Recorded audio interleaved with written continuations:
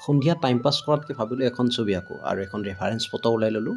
ছবিখন আমি same to same নাকো, গাঁৱলীয়া আইতাৰ এখন ছবি আঁকিম আৰু 2B পেঞ্চিল এটা ওলাই ল'লোঁ আৰু আঁকোতে প্ৰায় আমাৰ 9টা বাজিবলৈ হ'ল আৰু শেষত দেখিলোঁ মোৰ ব্ৰাউন কালাৰ পেঞ্চিলটো আগত শেষ হ'ল।